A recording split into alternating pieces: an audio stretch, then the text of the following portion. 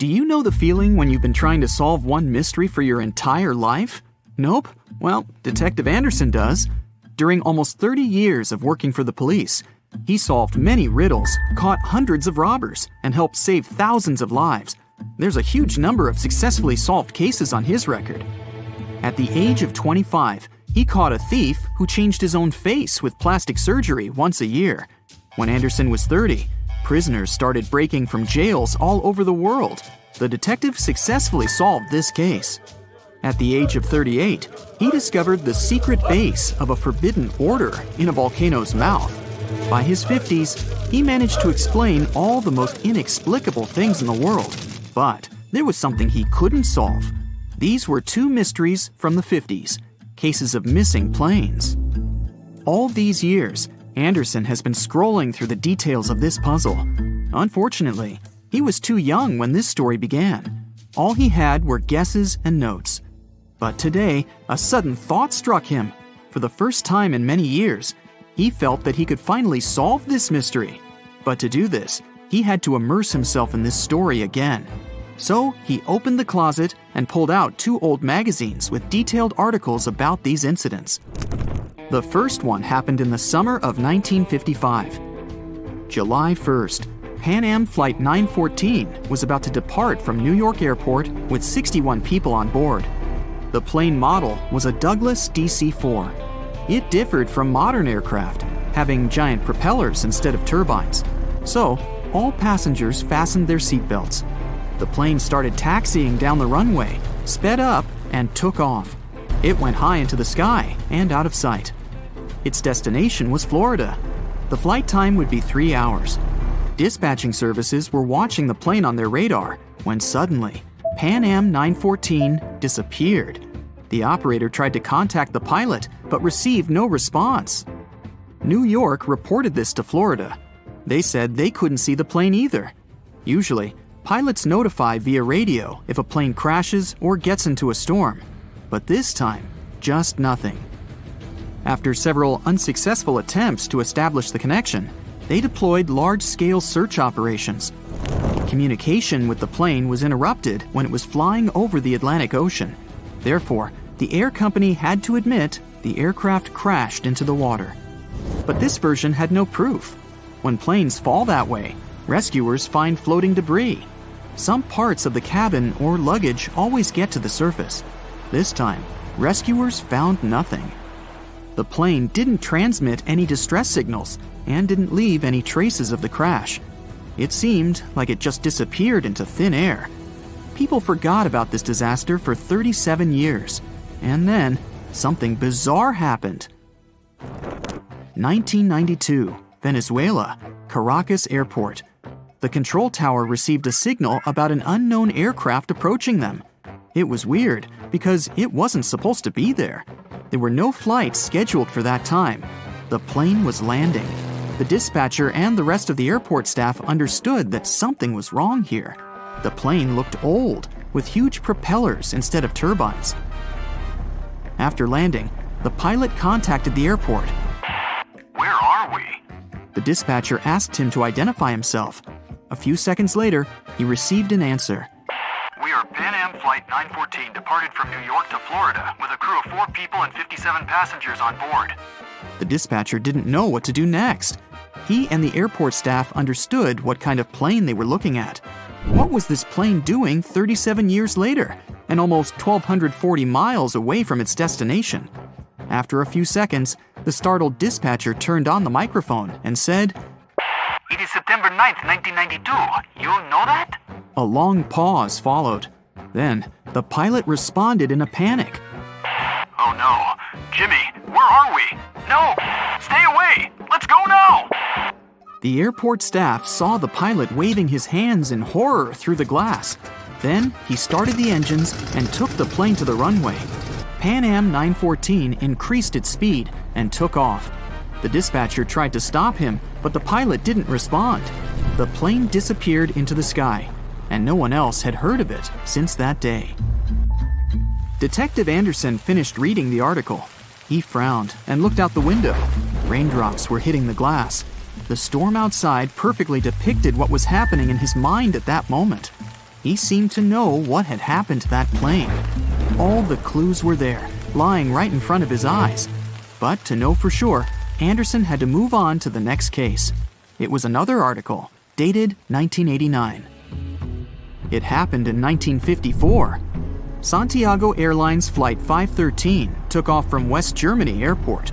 The plane was due to land in Brazil in 18 hours. There were 88 passengers and 4 crew members on board. The plane hid behind the clouds and disappeared from all radar. Air traffic controllers were trying to contact the pilots, but didn't receive a response. 18 hours later, they called the airport in Brazil. Those dispatchers couldn't confirm this plane's landing and couldn't contact the pilots either. The search operation lasted for several months, but they found nothing. Just like in the Pan Am 914 case, the plane disappeared from radar while flying over the Atlantic Ocean. 2 years later, the search operation ended, and Santiago Airlines ceased its activities. October 12, 1989. Airport controllers in Brazil noticed a passenger plane that suddenly appeared on their radar. It didn't answer the airport staff's questions and just circled over the airbase. After a few minutes, the plane landed and nothing. No one opened the ramp. Passengers didn't get out. Pilots didn't respond. The aircraft was in perfect condition. One of the dispatchers realized that this was the missing Santiago Airlines Flight 513 that had been considered lost for 35 years. Airport staff approached the plane and opened the doors. What they saw there terrified them. The police, customs staff, doctors, detectives, and other airport staff members gathered around the plane. No one knew what to do next. There was no living person on board who could tell the truth. The plane disappeared in 1954 and appeared 35 years later in perfect condition without any damage. So far, no one has figured out what happened. Detective Anderson noticed the stories were very similar. Pan Am 914 disappeared in 1955. Santiago Airlines 513 vanished in 1954. The difference was almost a year. Anderson scratched his head and noticed another little detail. Both planes went missing from the radar the moment they were flying over the Atlantic Ocean. There are many myths about phantom ships and mysterious phenomena connected with the Bermuda Triangle. Detective Anderson knew these tales, but these 2 missing planes puzzled him. He looked at 2 articles and understood everything. Exactly! The solution was there, right in front of his eyes. Both stories were written in the same newspaper.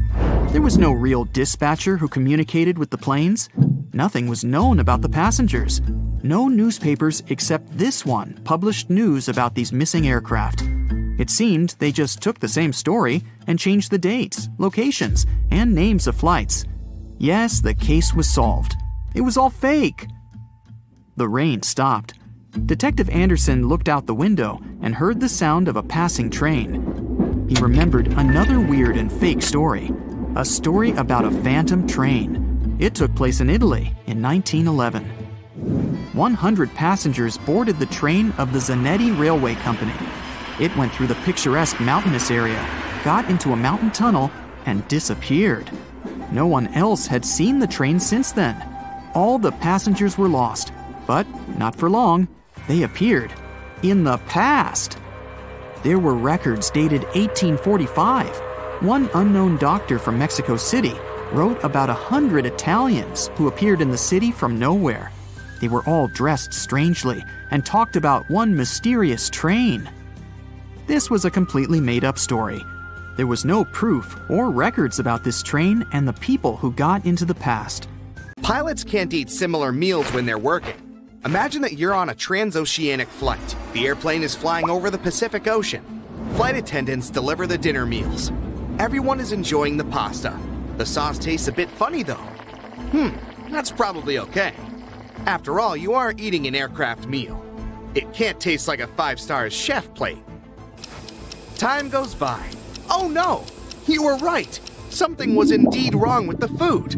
But if all the passengers have the same problem, so do the pilots. To prevent both of them being out of order, pilots are advised not to eat the same meal at the same time.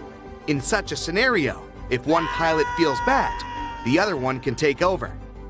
I mean, this is not an imperative rule stated by the Federal Aviation Administration, but most airlines make their own rules about this matter.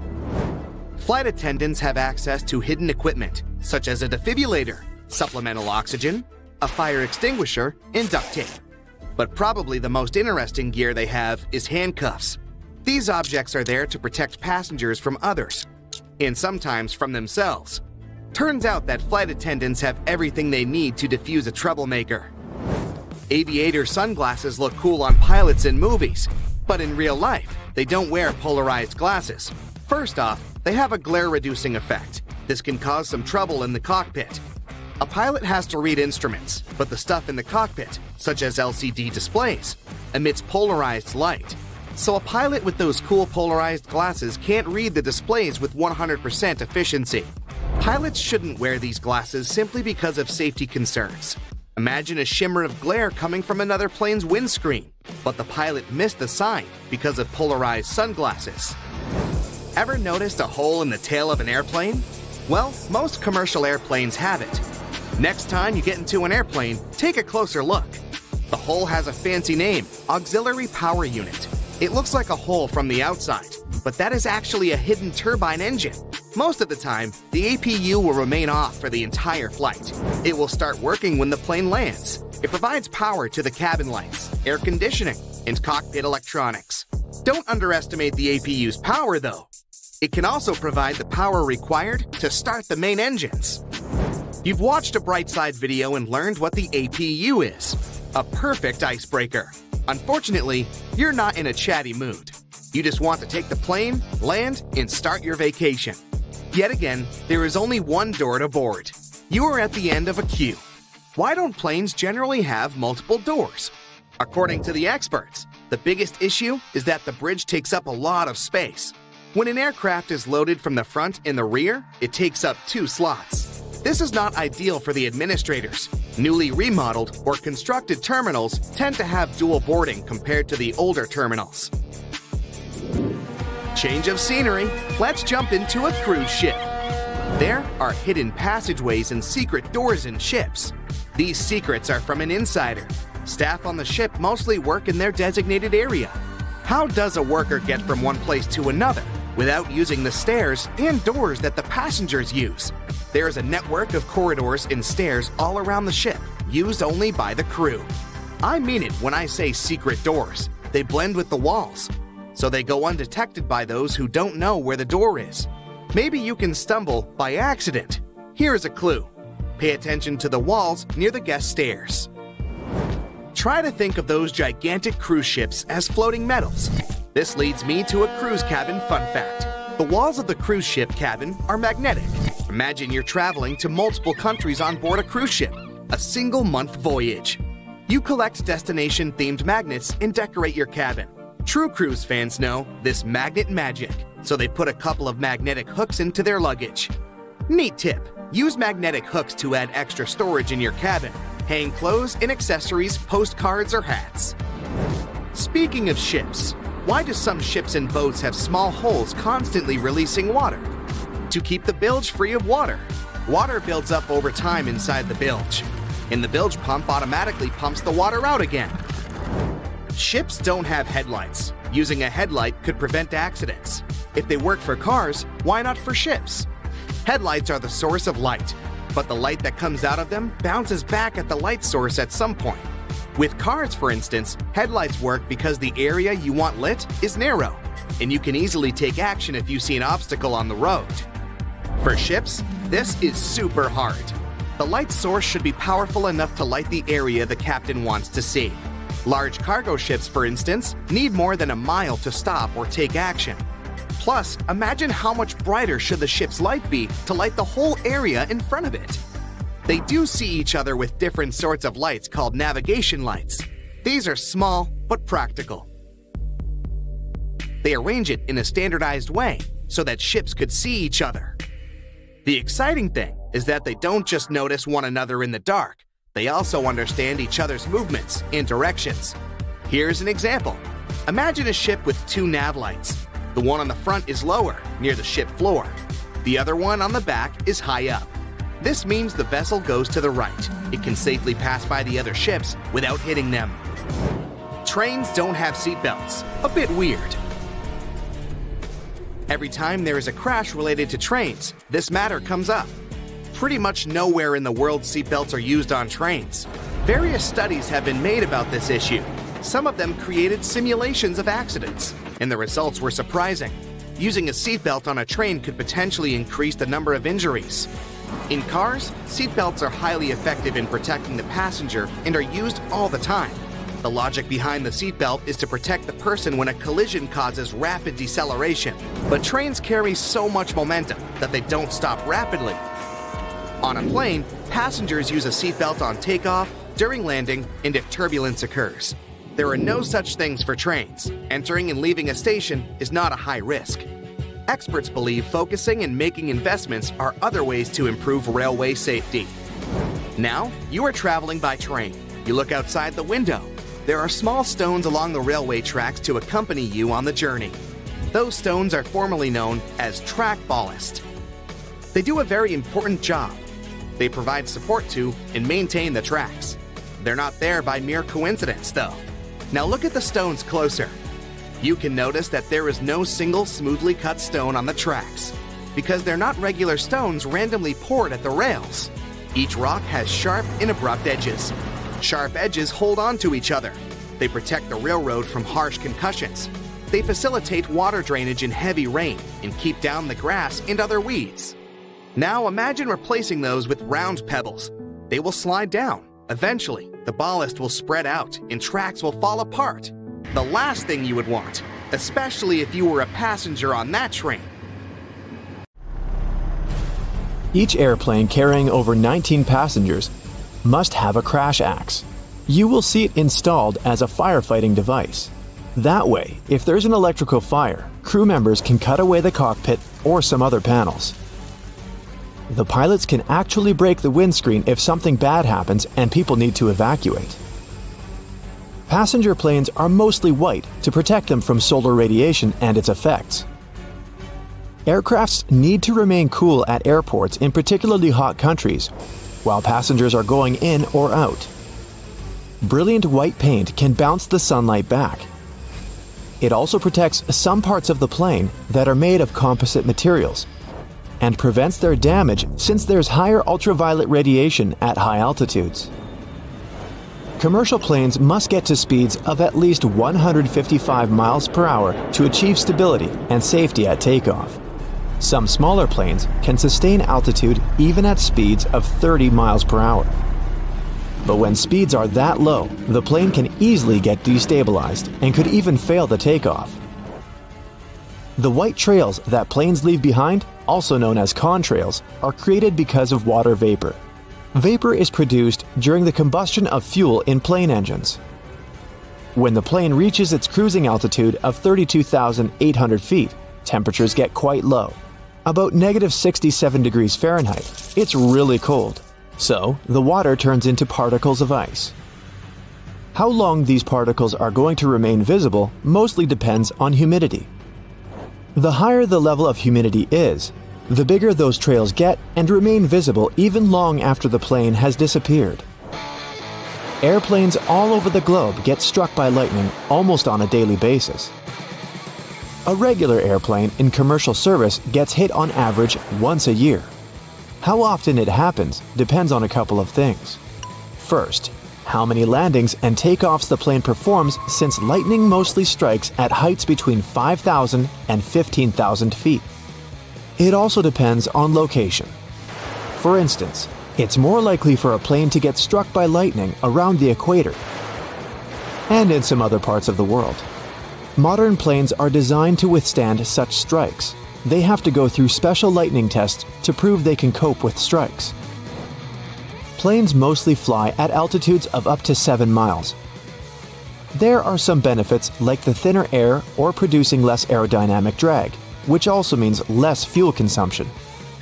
The temperatures up there are lower, which makes the jet engines more efficient. That part of the atmosphere is also less turbulent, which helps make flights smoother. Some planes have already gone into space. but not the ones you see at the airport. Those classical planes need air to go up, and space is basically just a vacuum. The first plane that reached space was designed around 70 years ago. During its first flight, it generated lift and stability using its thin, stubby wings. It traveled more than 5 times the speed of sound. There are at least 1 sextillion planets out there in our universe. To give you an idea of how huge this number is, our planet weighs almost 1 sextillion times more than some animals like a bear. None of these planets are cubic, triangular, or any other shape. They're all round. At its beginnings, a planet is just a cloud of dust and rocks that rotates around a central star. Dust and small pieces attract each other because of gravity, and they keep doing it until they form a blob. Now, the blob starts attracting more matter. It grows and gets bigger until it's done with collecting everything in its path. Gravitational forces work equally in all directions, so that blob gets a round shape. But not the perfect one. Our planet, for instance, is almost a sphere, but with a bulge in the middle. The bulge is there because the Earth is spinning. Every time it rotates on its axis, the middle part travels further than the top. The area at the equator is moving quicker than the area at the poles. And the faster you spin something, the more you'll throw it outwards. Sound will travel 4 times faster in water than in air. It's a wave, and that's why it moves faster in a denser substance. Particles that are close to each other, as in denser substances, will bump into each other more easily. Water is denser. There are 800 times more particles in a bottle of water than in the same sized bottle filled with air. Bubbles are round because they occur in a thin film, such as one of soapy water traps air. The molecules in the film attract each other. That way, they stick together and also shape a sphere, because that's the smallest possible area that encloses any given volume. They can't get any smaller because they have trapped air inside. You can turn your pencil into a diamond.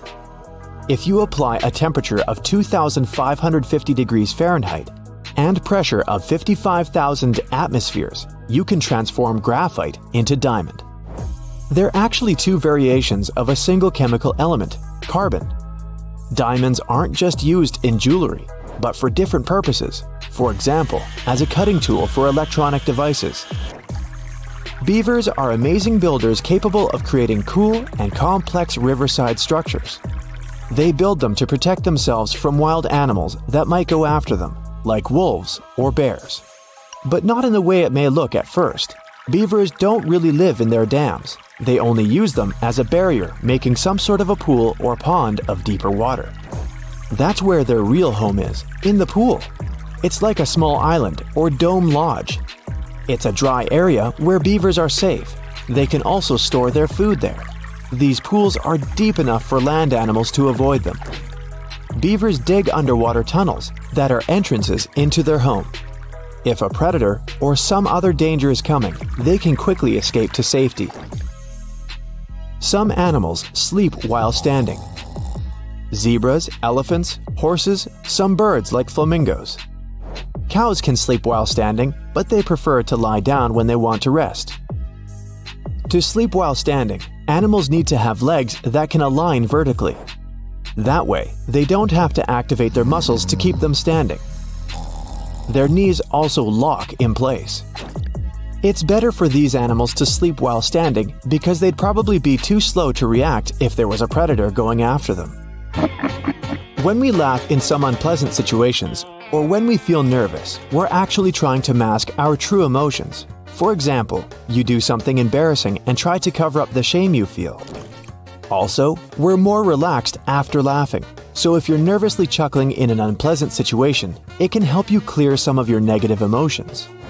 When you buy a bottle of water, you can see it has an expiration date. It's not that the water inside will turn bad. The expiration date is there because the plastic may start to leach into the water over time and contaminate it with chemicals that might be bad for us. The moon has its own time zone. The astronomers created a special watch for all moonwalkers. It measures time in lunations. which is the period of time the moon needs to rotate and revolve around our planet. Each lunation is almost 30,000 Earth days. You can decaffeinate your coffee if you take it into a sauna to moisten the green coffee bean within temperatures of 160 to 210 degrees Fahrenheit. The point is to get 10 milligrams or less of caffeine per one coffee. That's when you can put it in the decaf category. One serving of regular coffee has 50 to 75 milligrams of caffeine. There's a reason the Earth spins. Our solar system formed 4.5 billion years ago. There was a raging cloud of dust and gas. Molecules and atoms in that cloud had a tendency to rotate in a certain direction. That same cloud collapsed under gravitational forces. Gravity magnified its initial rotation and then flattened it out into a disk. Our planet formed within that disk, and now it's spinning because of that old pattern of its parent cloud. The plane had been in the air for a mere 25 seconds when the pilots noticed weird noises and bizarre vibrations. They tried several ways to improve the situation, but nothing worked. The engine surges continued, and just over a minute into the flight, when the plane reached 3,000 feet, both engines failed. First the right one, 2 seconds later the left one. The pilots decided to return to the airport they had just left. At the same time, they tried to restart the engines. Nothing seemed to work. The flight crew made a decision to pitch the plane down and then level it off. Perhaps it could help them gain some speed for the glide. But soon, they realized they wouldn't make it to the airport. Was the plane going to crash? That's when the miracle at Gotrura occurred. The morning before the flight started as usual. Regular pre-flight procedures, good weather. The members of the flight crew were experienced pilots. A 44-year-old Danish captain with over 8,000 flight hours under his belt, and a 34-year-old first officer from Sweden with 3,000 hours. So, what could go wrong? The plane itself was almost brand new. It was a McDonnell Douglas MD-81 nicknamed Dana Viking. It made its first flight on March 16, 1991. By that fateful day, the aircraft had been in service for a mere 9 months. There were 122 passengers and 7 crew members on board. Flight 751 Scandinavian Airlines was a scheduled flight from Stockholm, Sweden to Warsaw, Poland. On the way, the plane was supposed to make a stop in Copenhagen, Denmark. The aircraft took off from Stockholm according to its schedule at 8:47 a.m. local time. But by that point, the people inside had already been doomed, all because of a terrible sequence of events before the departure. It started the night before. The plane arrived at Stockholm Airport after a flight from Zurich. It was 10:09 p.m. The aircraft spent the night at the gate outside. It was cold. The temperature dropped to 34 degrees Fahrenheit, just above freezing. What made the situation even worse was that almost 6,000 pounds of freezing cold fuel, chilled during the night, still remained in the tanks located in the wings. The fuel was so cold because the plane had been flying at the cruising altitude, where the air temperature outside the cabin varied from -61 to -80 degrees. The flight from Zurich lasted around 1 hour and 40 minutes. Soon after midnight, a flight technician came to check on the aircraft. The man had to remove some slush from the landing gear, otherwise he wouldn't be able to examine it. At around 2 a.m., when he was leaving, he noticed some ice covering the upper part of the wings. By the morning, the situation had become even dire.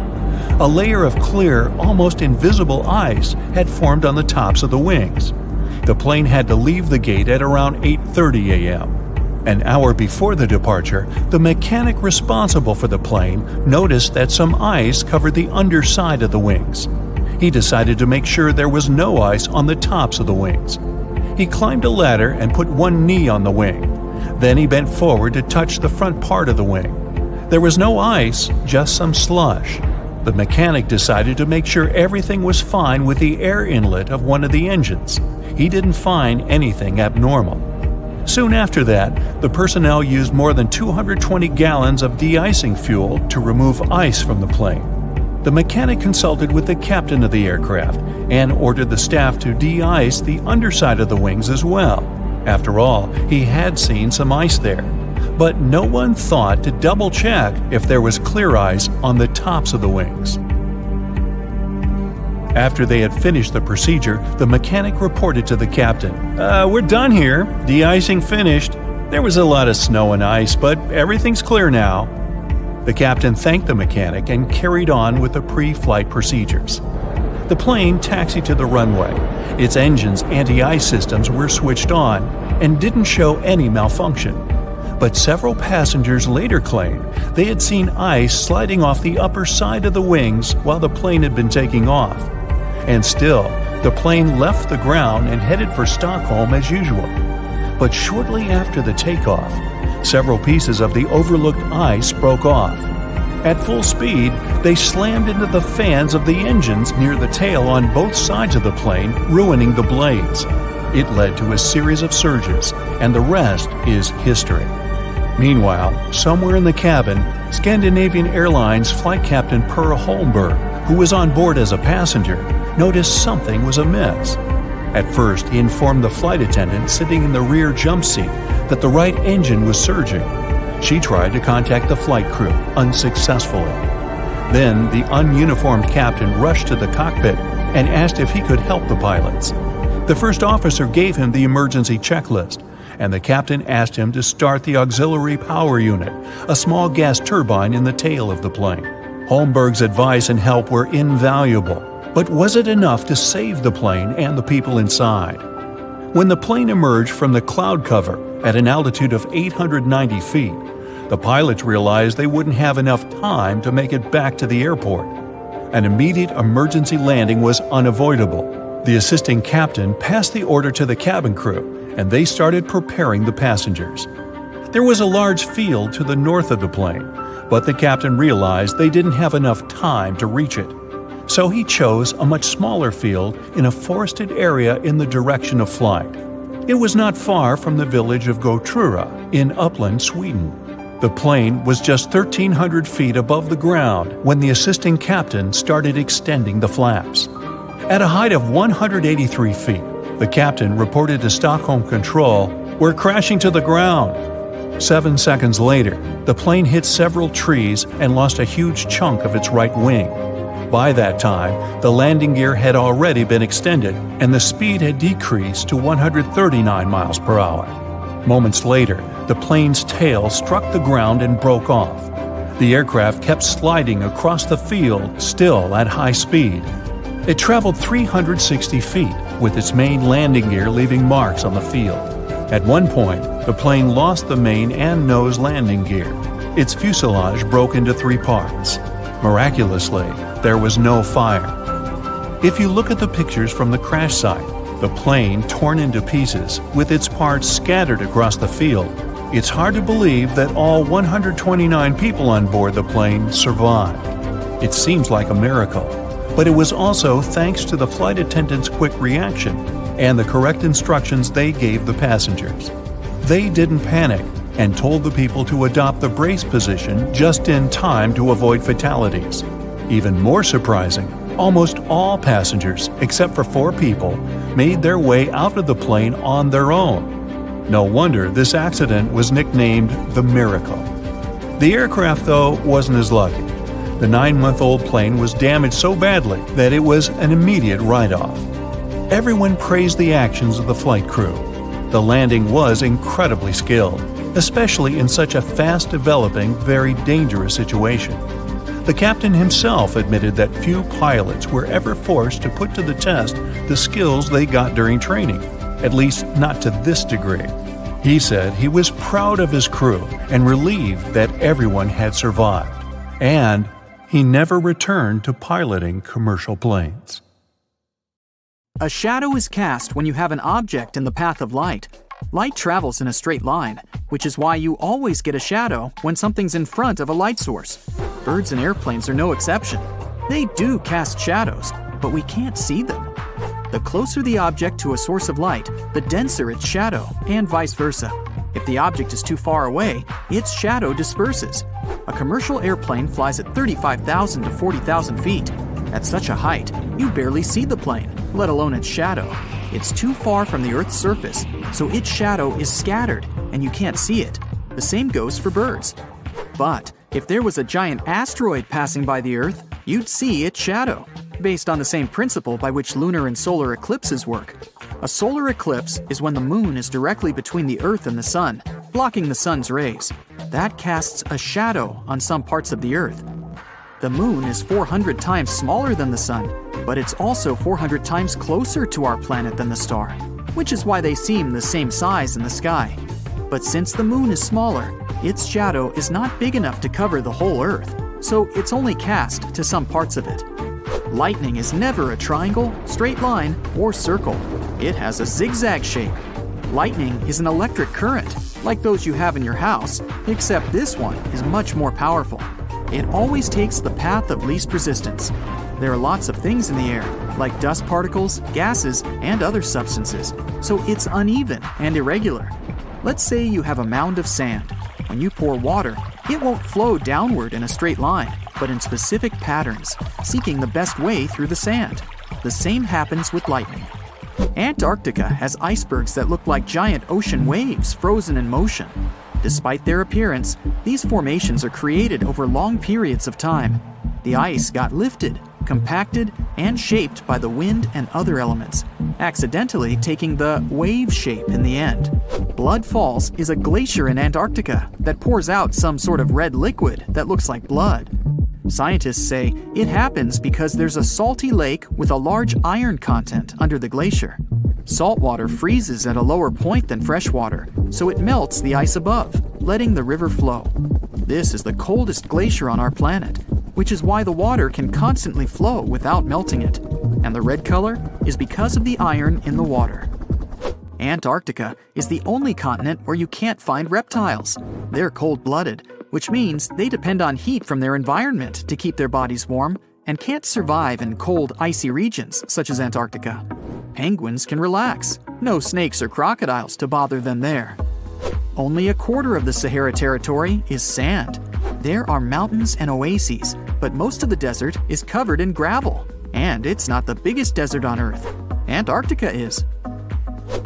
Just like people, trees also stop growing at a certain age. Scientists think this could be because when a tree gets old and reaches a certain height, it has trouble pulling water from the soil and pumping it all the way to the top because of gravity. Some trees, like the baobab, start growing out instead of up when they get to their full height. The baobab expands up to 0.4 inches every year. Australia is atop of one of the world's fastest moving tectonic plates. It moves 2.5 inches northward every year, which is about the rate our fingernails and hair grow. If you feel like trying to find something to watch on TV is just wasting your life, studies agree. The average person spends 1.3 years flipping between channels and trying to find something worthy of their attention. You can see a rainbow at night, too. It's a rare phenomenon called a lunar rainbow, or moonbow, and it appears when moonlight is reflected and dispersed through moisture and water droplets in the atmosphere. Lunar rainbows mostly occur in areas with high rainfall, or even near waterfalls surrounded by mist. When you crack an egg on land, it can turn into a mess, but 60 feet under the ocean, there's 2.8 times the atmospheric pressure on the egg, which is why it holds together like there's an invisible shell, and looks like some sort of weird jellyfish. Stars don't actually twinkle. Their light is constant and steady, but when it interferes with Earth's atmosphere, it bumps and bounces through the air, which bends the light. Different layers of air are constantly moving, which changes the bending of the light too, so it looks like twinkling. Hudson Bay, Canada is the area where gravity is lower than in other parts of our planet. It's not like people there are free-floating like in space, but it may feel like some sort of a natural geographical diet. Lower gravity leads to less density, so you'd weigh less there than anywhere else. Gravity depends on the density of the Earth, so it's uneven. When the last ice age hit, Hudson Bay was covered by a 2-mile thick glacier. It was heavy, so it kept pushing down on the rock underneath it. Over 20,000 years ago, the glaciers began to melt, but the Bay region was left deformed due to heavy ice that used to be there. The only sport someone played on the moon was golf. In 1971, an astronaut went to the moon and hit 2 golf balls, sending them flying through the low-gravity atmosphere on the lunar surface. The Great Wall of China is 5,000 miles long, so it would take you about 18 months to walk its length. Contrary to popular belief, you can't see it from space with your bare eyes. Lobsters are not biologically immortal. They age through time, but also produce a special enzyme that's in charge of repairing their cells. It also replicates their DNA indefinitely, so they can live for a very, very long time.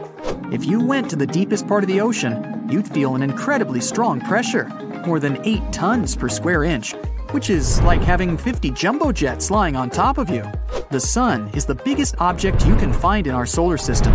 While there are so many rocky planets, gas giants, asteroids, and dwarf planets, the sun still makes up 99.8% of the total mass of our system. The sun is in the most stable stage of its life cycle at the moment, but in around 5 billion years, it will run out of hydrogen, its fuel. We can see sunsets because the atmosphere of our planet acts like a prism. Science calls it scattering. There's more distance between us and the sun at the time of sunset, meaning more particles and molecules are in the air. They scatter some of the short wavelength violet and blue light off in different directions. This process happens millions of times before the beam of sunlight gets to our eyes, and that's when we see some other colors of the spectrum, such as orange or yellow. Tsunamis can reach a speed of more than 500 miles per hour, which is as fast as a jet plane. They retain the energy, which means they can move across the ocean and almost not lose energy at all until they reach the shore. Octopuses are some of the most intelligent creatures in the sea. They navigate through mazes, solve problems, and have pretty good short-term memory. Scientists believe they're so smart because they live a pretty dynamic life. They move fast, hide in unpredictable places, expand across new habitats, move in unusual patterns, and let their tentacles into crevices for food. This is all challenging enough for their brain to develop all the time. The famous heads, known as Maui statues on Easter Island, have bodies too. They're just hidden beneath the surface. There are also 900 Maui statues on the island. Scientists discovered New Zealand is part of a larger landmass that lies under the water. 94% of the total land is under the surface. It's called Zealandia and is considered to be a microcontinent. Maybe it'll even be the 8th on the list someday.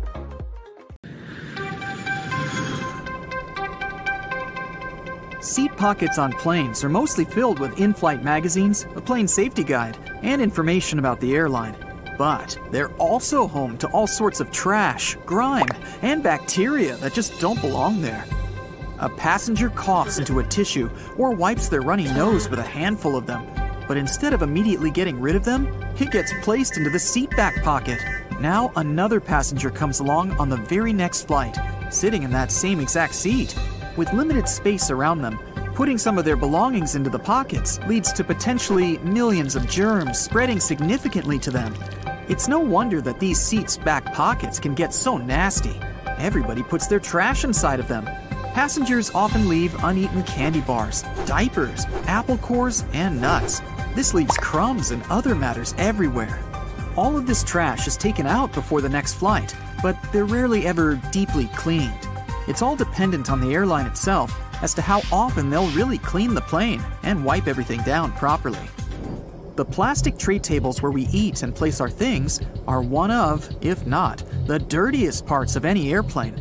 These seatback tray tables that we use can have over 2,000 CFUs, colony-forming units of bacteria, per square inch living on their surface.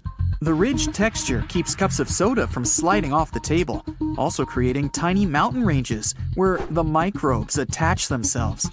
Sugary sodas and juices that spill onto tray tables throughout flights give bacteria the perfect environment to stay and feed. Bacteria love living on this plastic almost as much as human skin. And there are lots of microbes that your tray catches and holds onto, especially when they're not thoroughly cleaned. Much like air vents that are always fiddled with, seatbelt buckles are probably the most touched thing on any aircraft. The average buckle can contain nearly 1,000 colony-forming units of bacteria per square inch on it at all times. Passengers touch seatbelt buckles to go to the bathroom. Even after washing their hands, people will walk down the aisle touching all the headrests for balance to get to their seat. After settling in and buckling up, most will then touch their face, eyes, phone, and even food for the rest of the trip. Airports can be big virus spreaders, but they're cleaned constantly. The same cannot be said for the subway, buses, or even taxis. Subway door handles, luggage carts, chairs, seats, and poles are very rarely cleaned and are a breeding ground for all sorts of nasties. New York City's subway system is one of the dirtiest in the world, with a mind-boggling 2 million bacteria colonies per square inch on nearly every surface. Many of these have still yet to be identified. They're that rare. It goes with you everywhere, sometimes even into the bathroom. As a result, cell phones could be up to 10 times dirtier than any toilet seat. E. coli, the bacteria that can give stomach cramps and fevers, can live for hours on warm surfaces like phones. The best solution? Wash your hands thoroughly before touching phones, and make sure that phone gets a good wipe down with a disinfectant. Most people have a smartphone by them day and night, meaning that all the bacteria picked up during the day is transferred to them.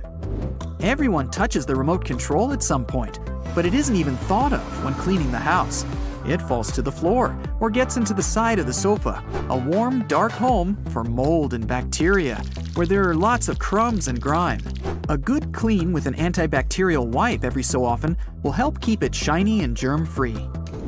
Blowing out candles on a birthday cake can expel a mist of saliva that always lands on the birthday cake frosting. This can lead to some very unhappy birthday parties if someone is sick. Sometimes it's better to skip the candles altogether, or accept the risk that every day is someone's birthday celebration, and a little bit of spit won't always hurt you. A single ATM gets touched by hundreds of people in a day. The chances that at least one of those people touching the buttons is sick and freely spreading the flu or cold is naturally quite high then. The flu, for example, can live up to 2 days on objects.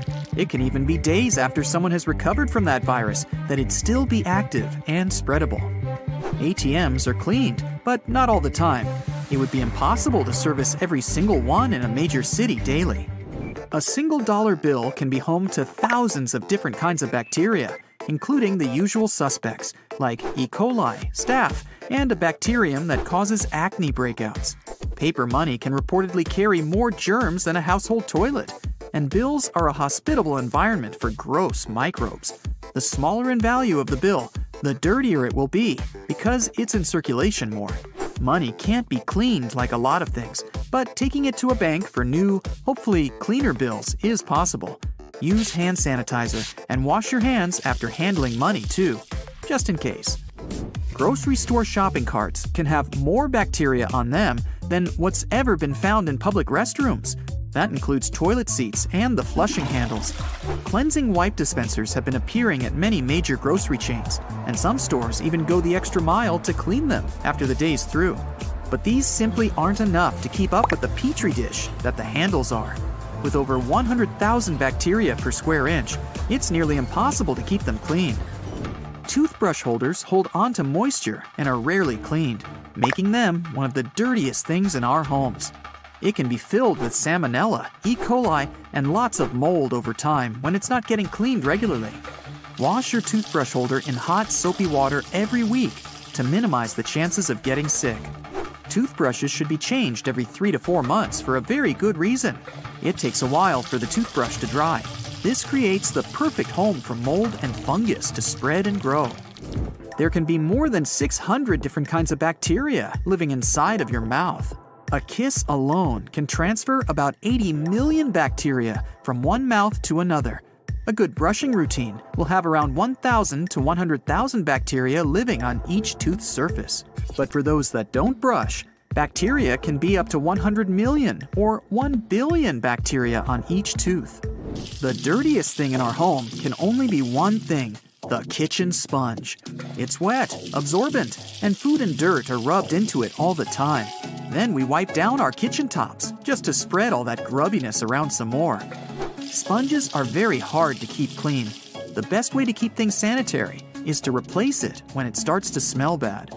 It's no surprise that if the sponges are filthy, then sinks are too. Rinsed fruit, vegetables, prepared raw meat, and dishes needing cleaning all make their way to the kitchen sink. This creates an extremely high breeding ground for E. coli, salmonella, and many other gross things. They'll stick to the sides and drain holes and grow like crazy.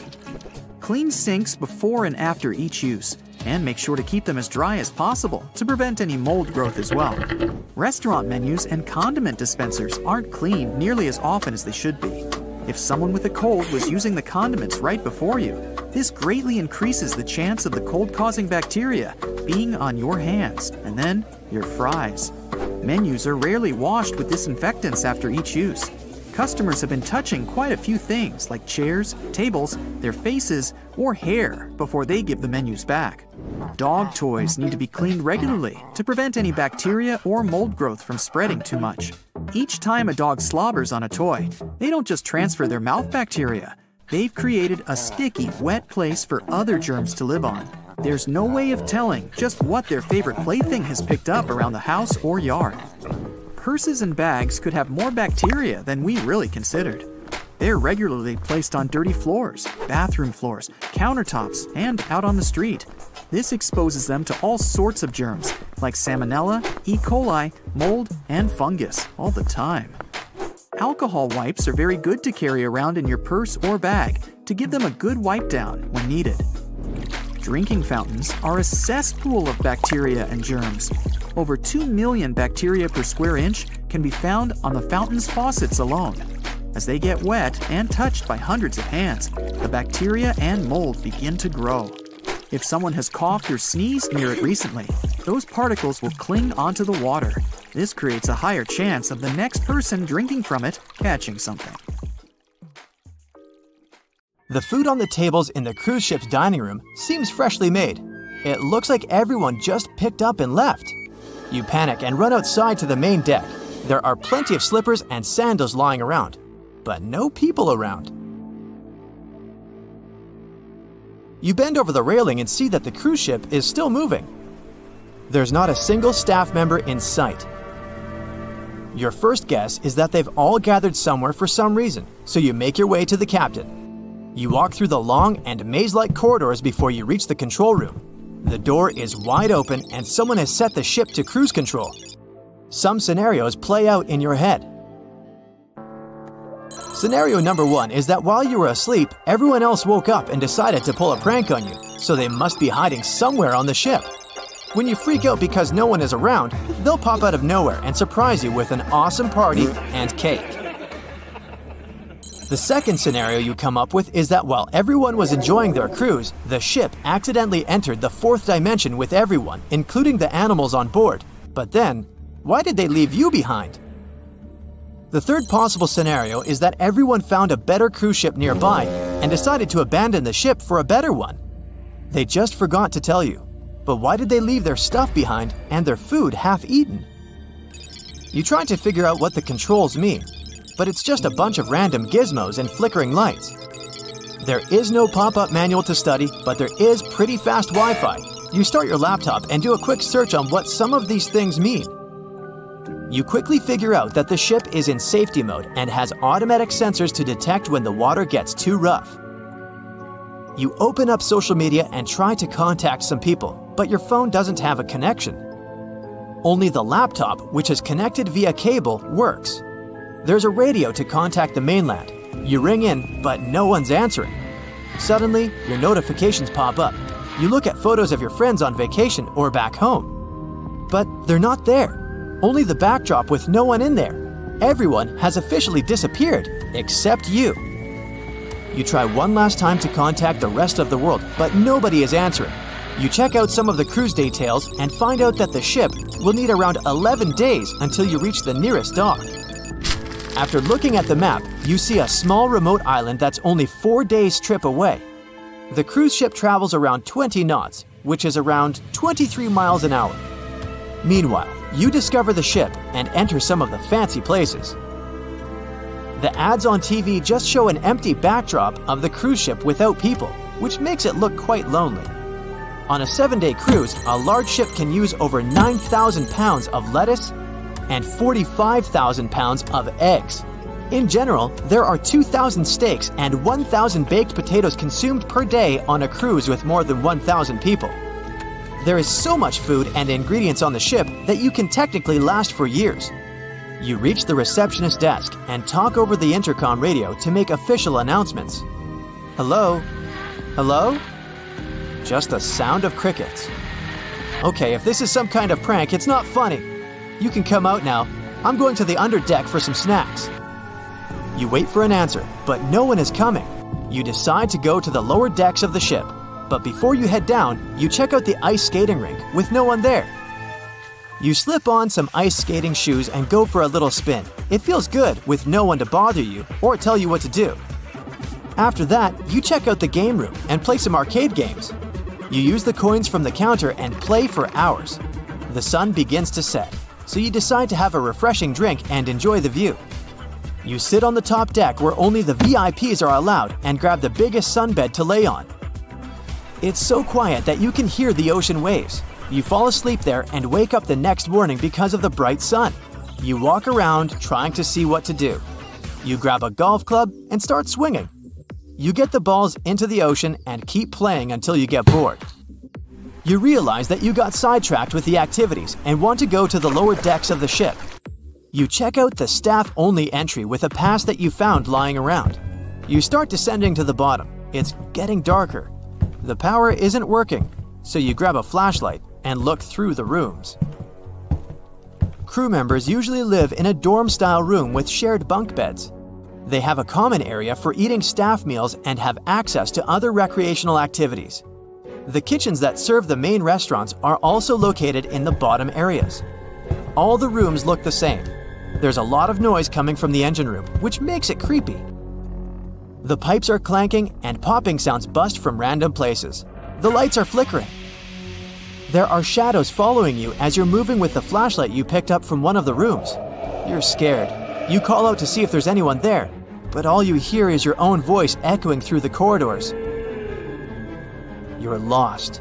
You try to find your way back to the top decks, but everything looks the same. You start running and panicking. You trip over something and lose your flashlight. It's very dark. You wave your arms around and try to find your way out. You put your hands on the wall and try to navigate around. You see a bright light at the end of the corridor. You walk towards there. You end up reaching one of the central kitchens with plenty of food lying around. There are dozens of fridges and a whole kitchen dedicated to desserts. Your stomach growls from hunger. You eat some of the most exotic and top-of-the-line food that can cost up to $1,000 per dish. You spend the next few days gobbling up the yummy treats, playing golf, and partying on the dance floor. 3 days later, you maxed out most of the fun stuff of the cruise ship. While basking in the sun, you see an island in the distance.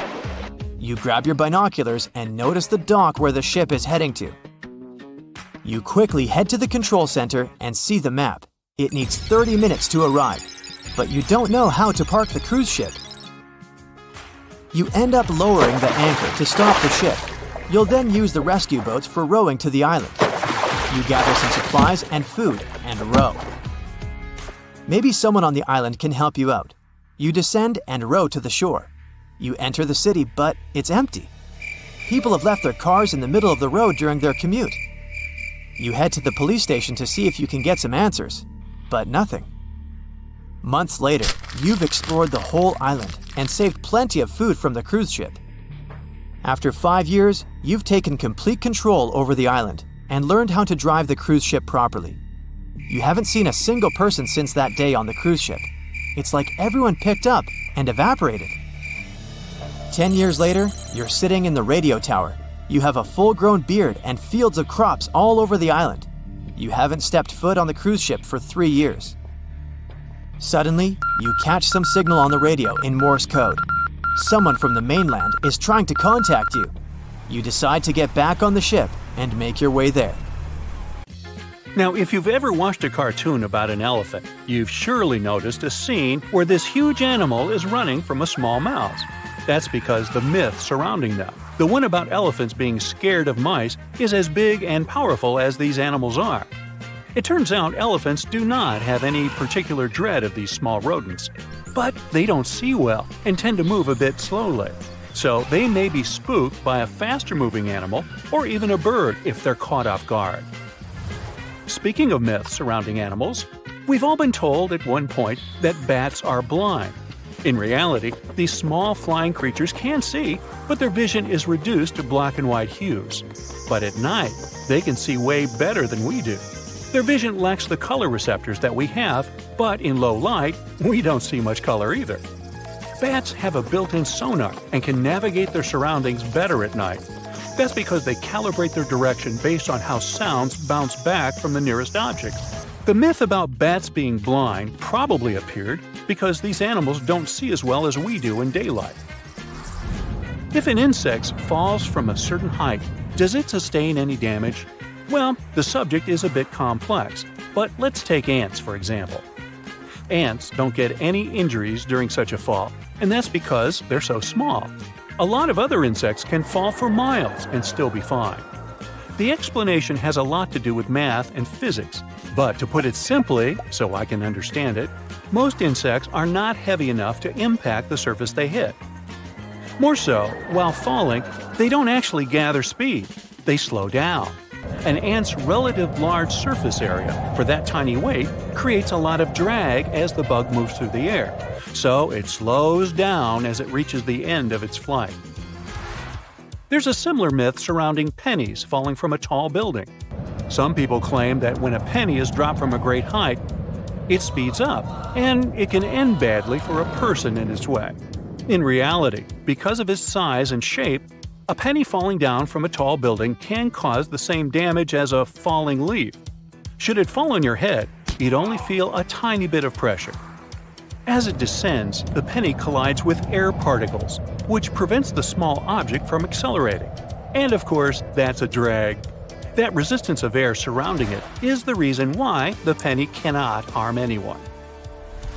There are some other examples that may get a bit more dangerous, like a ballpoint pen, for example. It all depends on its design and the way it falls down to the ground. It can spin, flutter, or just go straight down, depending on the way of descent. A dropping pen might even damage a sidewalk and cause some injuries to pedestrians. Now, remember the 5-second rule? Yeah, that's a myth too. Even if you picked up that cookie as soon as you dropped it on the floor, eating it is still not safe. Bacteria can get on your food very fast. Pieces of food with wet surfaces, like fruit or a slice of tart, can pick up harmful organisms from the ground even faster. Just because you've just finished scrubbing your floors doesn't necessarily make them clean. Some germs can survive for longer periods of time, and you need very harsh chemicals to get rid of them. If you drop something while enjoying your dinner, your safest bet will be to just throw it away. You know how some people say that hitting the snooze button gives you some extra time to rest? Not only is it untrue, but hitting the snooze button can also reduce your sleep quality. Those 10-minute intervals of sleep you get over and over again aren't the good type of sleep. It's fragmented. If anything, it'll make you feel more tired during the day. More so, you can actually sleep too much, and oversleeping makes you even sleepier and can affect your metabolism and your energy levels. Not to mention, it can be a real pain for people sharing the same bed or room with you. I know. Breaking up with the snooze button can be a real heartbreak, so let's see what you can do. First of all, set a realistic alarm. If you're more of a night owl, don't force yourself to wake up really early in the morning if you don't have to. Find a sleeping schedule that works for you, and most importantly, stick to it. Get out of bed as soon as you wake up. The change in posture will trigger the right chemicals in your body that will eliminate your need to go back to sleep. As a last resort, you can even move your alarm clock across the room. If you need to get out of bed to hit the snooze button, you're less likely to get back to sleep. You might have heard that lightning never strikes the same place twice. Well, this information is also dangerously wrong, as lightning often occurs in the exact same place, or at least nearby, twice. Also, if you're ever in an open field during a thunderstorm, the best course of action is to find shelter. Don't touch anything mechanical or electrical either. If you're indoors, stay away from the windows. Should the storm start while you're kite flying, best to postpone it until it's over. Let's move on to those myths about the human body. Some people say we only use 10% of our brain at any given time. This information is false. I only use 5%. Actually, our brain is busy all day long and through the night as well. It never turns off completely, not even when we sleep. Our brain works like a small factory. Each area is designed to help us with a particular task. Most of the time, our brain is preoccupied with doing things we aren't even aware of, like breathing, walking, or digesting food. Each time you learn a new language or get better at a certain skill, you don't unlock a new part of your brain because it's never idle. But depending on the activity you're doing, you may be utilizing some portions of your brain in a new way. Now, pet lovers may have heard this one. A dog's mouth is cleaner than that of a human. Myth alert, their mouths are much dirtier than ours. Dogs can also carry a lot of diseases, especially if they are not well taken care of. Apart from that, a dog uses its mouth for a whole lot more things than we do. The animal needs it to get to know its surroundings better since it doesn't have opposable thumbs. So they end up using it to pick up things from the ground. And these things haven't been washed, obviously. They also tend to lick all sorts of things that aren't necessarily sanitary, like garbage, floors, or their own paws and stuff. As endearing as it might be, try to remember this the next time your dog rushes to lick your face. You know, we have many more senses than the classic 5 we've all heard about: sight, hearing, touch, taste, and smell. Apart from these, we have at least 4 others. We human mammals have proprioception, which is our ability to orient ourselves in space. Then we have thermoception, which is our ability to estimate our own temperature and figure out if we're hot or cold. We have equilibrioception, that's our sense of balance. Lastly, we have interoception, or the sense of our own physiological condition. It's the sense that allows us to figure out whether we're hungry or sleepy. Here's a cool party trick. Next time someone talks to you about how we humans have 5 senses, barge in and say you have 9. Before you start explaining what each of them does, let them wonder if you're a superhero with supernatural powers.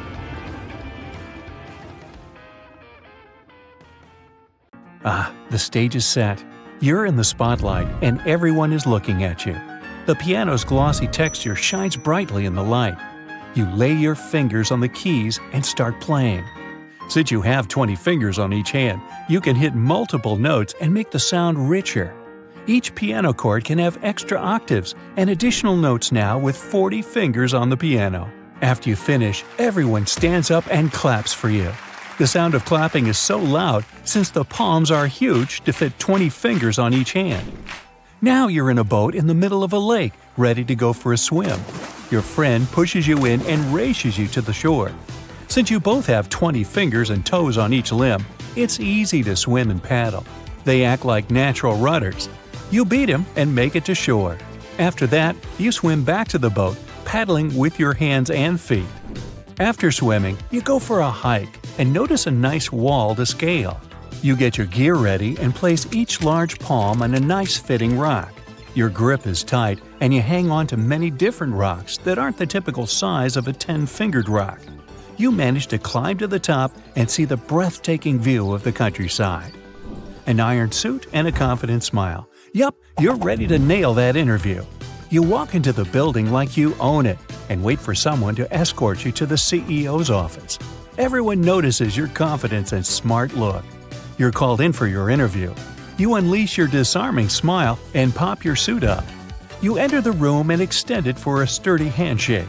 With 20 fingers, you release a pressurized grip that leaves the CEO impressed and eager to know more about you.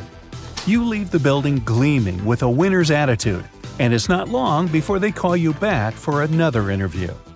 Okay, you've got this. 20 grocery bags in the trunk of your car and 1 trip. The road is long and has lots of curves and hills. You stretch your fingers and crack your knuckles. You plan out the weight distribution so you can have it evenly divided on each hand. With 20 fingers, you grip different bags and hold 10 on each hand.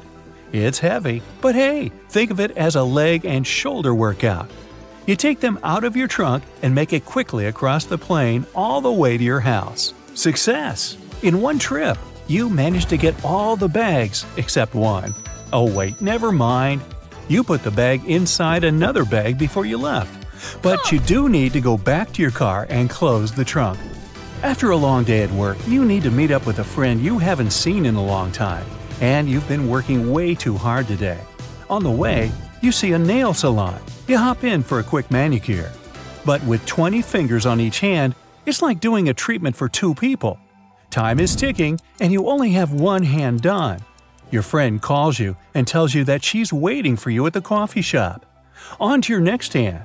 After a while, you finish and rush to meet your friend. You're late, but at least you look good. You're attending a new tech launch with dozens of people showcasing all the new products. Many of the phones are slightly larger than phones suited for 10 fingers and 2-handed people. The phones are large enough to be considered mini tablets. You pick up a sample phone and click away. Since you've got 4 thumbs, typing on the keyboard is smooth and easy. The screen is long enough to be supported by the rest of your fingers on each hand. You move over to the computers and see something interesting that catches your eye. A laptop with a wide keyboard for your fingers to type effortlessly. You open a file and type away. You're surprised at how easy it is to write a quick document. Too bad you have to wait until it's officially launched so that you can get your hands on one of these bad boys. You're at the gym warming up and getting ready for the next exercise. You enter a boxing ring and practice sparring with a boxing bag. Since you have 20 fingers on each hand, each fist you lay on it is stronger and louder than with a regular 10-finger fist. After each punch, you stretch your body and continue sparring. You move on to other exercises to get ready for the big day. You're in the forest practicing your bow and arrow aim. You line up 2 cans side by side, and another 2 cans side by side. You take your bow and extend it backwards with 10 fingers on each hand. You place 2 arrows neatly and let loose. You strike both cans with ease. Now, let's up the ante by adding 4 cans next to each other. You turn your bow sideways and retract the arrows until there's enough pressure to release. You pull back and let the arrows fly off. Another success! You knock out 4 cans without breaking a sweat. If you have 20 fingers on each hand, then you'll need at least 7 or 8 bullseye targets next to each other. The bows will be long, but keeping a good aim won't be so easy. After much concentration, you release the arrows and hit all of them right in the middle. Having 50 fingers on each hand will alter the way you look and walk. Your hands will be heavy, so you'll need a powerful set of arms to keep balance and support your fingers. Everything will be large, including your phone and laptop. A guitar will be designed to accommodate the number of fingers that can play around the fretboard. If a regular guitar has 6 strings on the neck, then these monster guitars can have an easy 30 to 40. The music won't be limited to human design and can achieve so much more. Every musical instrument can be designed to suit the current physical conditions, like having 50 fingers on each hand, like a trumpet, piano, harp, and saxophone. A 3-piece band will sound like an orchestra, and an orchestra will sound like, well, 5 orchestras. You're chilling at home playing some video games with your friend. Each control is the size of a coffee table. A hand that can support 50 fingers on each hand is no joke, so a controller is supported by a little stand pinned to the ground. There are so many buttons and pad controls that it's easy to get lost just by looking at it. You're playing a game of soccer while controlling each player in the game individually. With such power to move and coordinate 100 fingers in total, your brain is larger than average, and your multitasking skills are on point. In the end, you beat him. And after a rematch, he beats you. In the third game, you both hit a stalemate. You prepare a high five and slap his 50-finger palm with yours, producing sound waves that reach your neighbors across the street. A lot of fingers on each hand means that tangible and ergonomic things have to be a lot bigger than average. Going to a jewelry shop is a headache since you have to find the right ring that fits any of the 50 fingers on each hand. Producing any glove is a multi-billion-dollar industry, since each glove costs so much to make. Drawing is also a challenge, since holding a regular-sized pen isn't easy to simply draw something. Each pen and stationery equipment are 10 times bigger than what we have today, and also cost a lot more to make than regular-sized pens. Glasses of water are longer or fatter, so that you can properly grip them. The hand is a lot bigger, and the fingers go around the palm and resemble a sunflower. If you're hot, you can fan yourself with your hand instead of a regular fan. It'll be easier to scoop up some sand if you're building a sandcastle at the beach. With so much more space in your hand, you can make sand balls and create a mega-sized castle super fast. And if you're playing a game of snowballs, then get ready to have cannonballs instead of normal-sized snowballs. Oh, that gets smart! There are tons of people outside. You're making your way through the laughing, chatting, shouting, and constantly moving crowd. It's a nice summer night, and it feels as if the entire city has gone for a walk. You decide to take a shortcut through the park. You're already near the lake when you trip, and the next thing you know, you're rolling downhill toward the water. Luckily, you stop in time not to get soaked through. Time to estimate the damage. Oh, a bump on your head, ice cream all over your clothes, hands, and face. Green spots left by the grass on your sneakers. Oh, and dozens of people laughing at your clumsiness. Well, it could be worse. You get to your feet and are about to climb the hill when the world around plunges into darkness. Oh no! The fall must have been more serious than you first thought. Did you hit your head hard enough to lose your eyesight? You calm down a bit when you hear people around screaming. What's going on? Is it a blackout? You can't see anything, not even the moon. After a couple of very tense minutes, the light is back again. You and other people laugh in relief. Nothing serious. You finally get back home. You're tired and still a bit shaken after your fall. So you take a quick shower and put an ice pack on the bump on your head. Soon, the ice falls to the floor. You're asleep. Beep, beep, beep. You try to make the alarm on your phone stop, but only send your gadget to the floor. Groaning, you sit up in your bed. Your head hurts. Supporting it with your hand, you get up and shuffle to the bathroom. Something strange catches your eye in the hall, but you can't for the life of you understand what it is. You switch on the light in the bathroom, getting mentally ready to see a huge purple spot on your forehead. And nothing. No, it's not that there are no marks on your face. The thing is, your mirror is empty.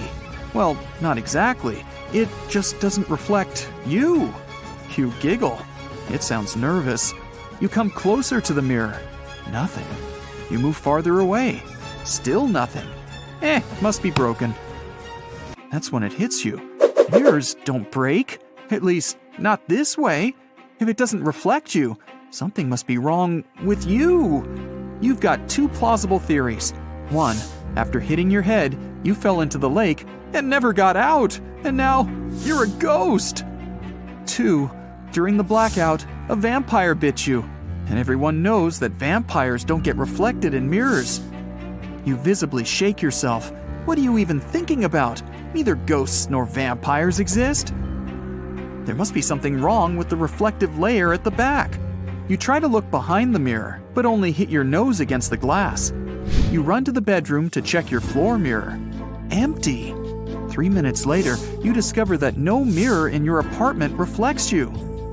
No one should find out, or I'll be locked up in a laboratory to the end of my days. You're pacing your room when your phone starts ringing. It's your friend Nora. She sounds strange. Hey, why don't you come to my place? I've already invited Nick and Allison. You thoroughly comb your hair and examine your face with the tips of your fingers. Unfortunately, you don't know if the bump on your forehead stands out. You put on a baseball cap, throw on your jacket, and leave the apartment.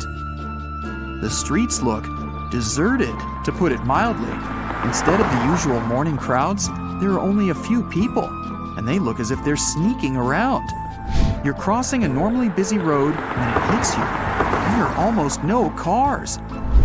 Luckily, you manage to catch a cab. When you get into the car, the driver adjusts the rearview mirror so that you can't see him. Strange. At one point, you look mirror and notice a car driving behind your cab. And it would be nothing special. if there was a driver in that car, but the mirror you're looking in claims the vehicle is moving on its own. So maybe this mirror invisibility isn't just your problem. Once you're at your friend's house, you realize Nora not only sounds, but also looks strange. Her lipstick is smudged, and she's apparently done up the buttons on her shirt the wrong way. It only confirms your suspicions.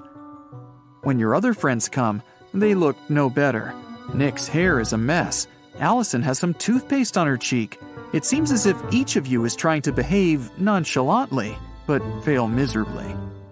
Nora gives Allison a pocket mirror. "Here, you've got something on your face." But Allison suddenly jerks her hand away, and the mirror falls to the floor. Surprisingly, it doesn't break. Instead, it just lies there, reflecting nothing. Like nothing at all. The surface of the mirror is blurry. Sometimes it seems to shimmer, but that's all. You all nearly jump out of your skin when the TV announces, "Breaking news!" The presenter, her voice shaking, informs people that after the blackout the day before, all mirrors stopped reflecting. At first, they didn't show people and other living beings.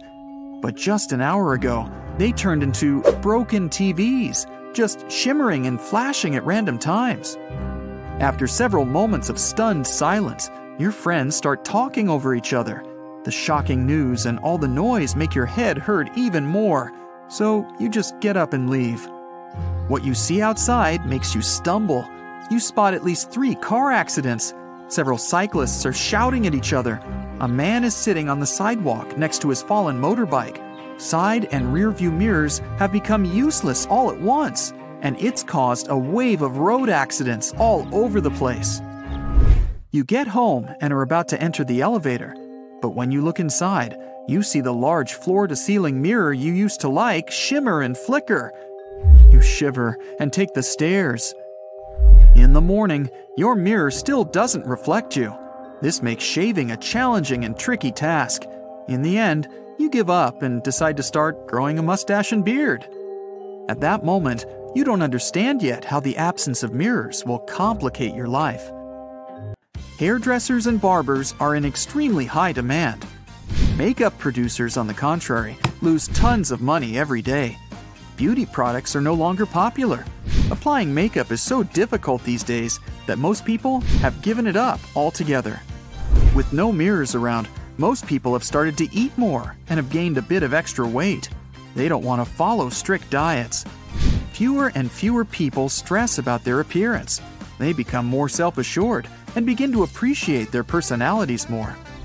Of course, almost no one risks driving without being able to see what's going on around.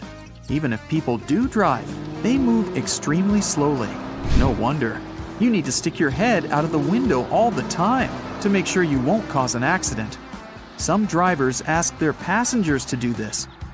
In this case, their cars look quite funny, with a head sticking out of every window. The main transport is now bicycles. People become fitter and healthier. The air is now clean and fresh, without exhaust fumes from cars. Different devices that used mirrors, like some kinds of telescopes, microscopes, and even streetlights, don't work anymore. Photographers can't use their reflex cameras with mirrors inside and have to get digital ones. The number of selfies people take is growing at incredible speed. Without mirrors, it's the only way to check what you look like. People also have more free time now. It comes as a shock how much time the average person used to spend in front of mirrors. Scientists work day and night to try to find a solution to this unexpected problem. They experiment with different materials, trying to find something that would reflect the world as well as mirrors did. Car manufacturers have changed their strategy. They have started to develop self-driving cars that need neither mirrors nor a driver.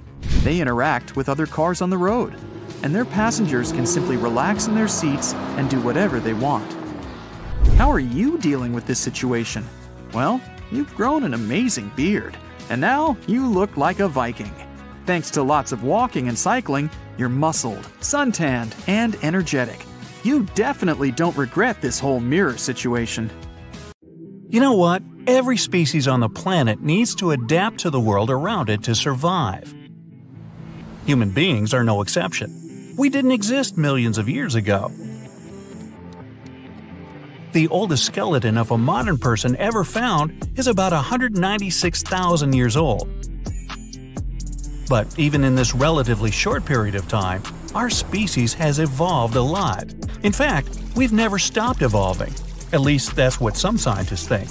And some of our traits seem to prove it. About 20,000 years ago, I wasn't around then, only children could drink milk without getting an upset stomach. But then humans domesticated animals like cows and goats. A new gene developed in people's bodies down the generations. Today, about a third of all the world's population can drink milk in adulthood. In fact, this ability actually developed independently among different groups of people all over the planet. Our jaws are also not as big as the ones our extinct relatives had. They got smaller because our soft processed food is nothing like the diet of our ancestors. Our teeth themselves have become smaller too, and some have even disappeared completely. Plenty of people may never develop third molars, known as wisdom teeth. But for our ancestors, these teeth were vital. Third molars usually develop when someone is 18 to 25 years old. By this time, most of our ancestors' teeth had become worn out, so the third molars were possibly replacements. But some slight changes in human anatomy may have nothing to do with evolution. For example, people have generally gotten taller over the past few hundred years. The most likely cause of this is simply better nutrition, as well as access to modern medical care, and perhaps basketball. But what changes await humanity in the future? Of course, nobody can tell for sure, but the experts do have some interesting theories. One possibility is that we could get shorter as we adapt to life on our overpopulated planet. Studies have shown that shorter people consume a lot less energy and resources than taller people. In the era of hunter-gatherers, humans didn't meet many others in their day-to-day lives. Now, people have to adapt to life in densely populated cities. And who knows, maybe given enough time, our genes will respond to this change and reduce the average person's height. Another possibility is that more and more people will look alike. Modern humans travel a lot. As different types of people interact and have children, our genes are becoming more and more mixed up. In the future, this might make some physical characteristics a lot more unusual. The average-looking person might have darker skin and hair, and traits like freckles or blue eyes could become a rarity. Some scientists think that evolution won't play an important role in our future at all. Unlike our ancestors who lived millions of years ago, we now have a very advanced culture based on cooperation and modern technology. So, we no longer need to literally struggle to survive. Because of this, we may actually stop developing as a species and remain pretty much the same far into the future. If our evolution does continue, though, there's a chance we'll become more complex and intelligent creatures. Because of technological progress, the way we deal with problems could depend more on our intelligence than our physical abilities. So our brains might become larger. This may already be happening. I know mine is getting bigger. Some scientists' measurements show that the skulls of Americans are actually getting bigger on average. The room in there for the brain has increased about the size of a tennis ball. Or maybe the opposite will happen, and our brains will shrink. This direction of development has actually been around for a lot longer. Some people think that the male human brain has been getting smaller for the past 20,000 years. Hey, just ask females. If it continues to decrease at the same rate for the next 20,000, it'll end up being the same size as the brain of an archaic human who lived about 2 million years ago. Wait, does that mean we're becoming less intelligent? Well, a bigger brain doesn't always mean greater intellect. We just might be evolving to have smaller but super efficient brains. Another theory is that our bodies might learn to use calories from fast food. Things like pizza, fries, and donuts contain trans fats. These chemicals are difficult for our bodies to digest. But what if humans of the future somehow adapt to this kind of food, if we eat it for long enough? After all, the same process has already happened with milk. In a few thousand years, people may develop genes that can break down trans fats and absorb something healthy from them. If they still enjoy eating burgers and fries, of course. Donuts. People of the future might have less hair than we do today. Hair was vital for our ancestors. It helped regulate their body temperature, keeping them warm in cold climates and cool in hot environments. Even today, we still have practically the same amount of hair as many apes do. But some scientists have pointed out that our hair is nowhere as near as important to our survival as it once was. Since we now have modern heating systems and clothing for any environment, maybe given enough time, we'll become a lot less hairy. Ay. About 6% of people can vibrate and rapidly shake their eyeballs back and forth. It doesn't mean something's not right with their eyes, it's just a unique trick they can perform. Good at parties, I suppose. Your bones are designed to be used a lot daily, and some of them can absorb 2 or even 3 times your body weight. That's impressive, but your teeth are even stronger. When you bite something, the teeth can exert incredible pressure, up to 200 pounds. By the way, the enamel is considered to be part of your skeletal system. Your stomach has a pretty incredible capacity, being able to hold up to half a gallon of liquid, a whole large bottle of Coke. It's pretty hard to estimate how much hard food you can squeeze into your stomach, since the food is processed with your teeth before it gets inside.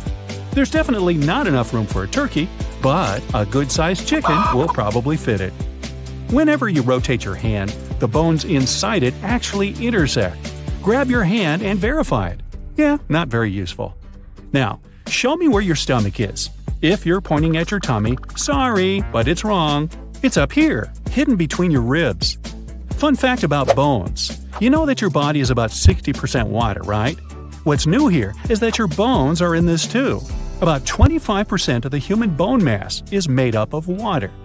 Scientists believe that the appendix isn't here to stay. Nobody really knows why we need it, but some researchers claim it helped our ancestors process the tree bark they were eating. As it's no longer part of our daily diet, the appendix can disappear from our bodies without any consequences. A human eye has some resemblance to a car engine. They both need various liquids to perform properly. An engine needs gasoline, and an eye needs tears. In order to work well, the tears should be thoroughly distributed all over the eye. That's why we blink up to 20,000 times a day. So, a lid is a bit of a windshield washer. Almost all of our body is covered with hairs, even if we don't notice them. They grow even in the belly button. Their purpose is to catch lint. The only part of the human body that doesn't get any nutrients from blood is the cornea of the eye. Instead, it's fed by tears and fluid in the front of your eyes. If you never knew you had a personal bodyguard, look deeper. Your liver is your security guard, protecting you from toxins and many other things you don't want to have. It's also pretty indestructible and can even regenerate. When you blush, it means there's an increased blood flow in your body. Not only do your cheeks get somewhat red, but your stomach lining too. It's because it has plenty of blood vessels, and when there's more blood than usual, it turns red. Only about 43% of you is actually you. You're over 50% tiny little creatures that mainly live in your gut and other body parts without ever leaving it. Still, even though your own cells are fewer than microbial ones, there are, on average, about 100 trillion of them in you. Let's count them. You start. Your stomach has a lining replaced every 3 to 4 days. That's done to stop it from eating itself.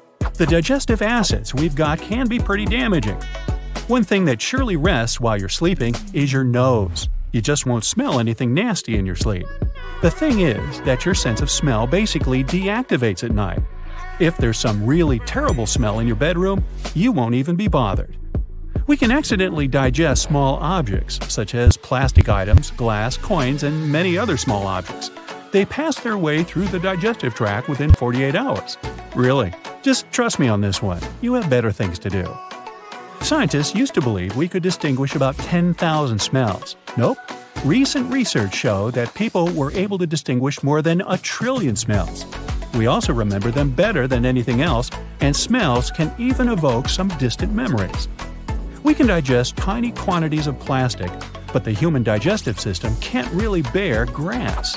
Grazing animals have special teeth and several stomachs to process raw leaves and grass, while we have none of that stuff.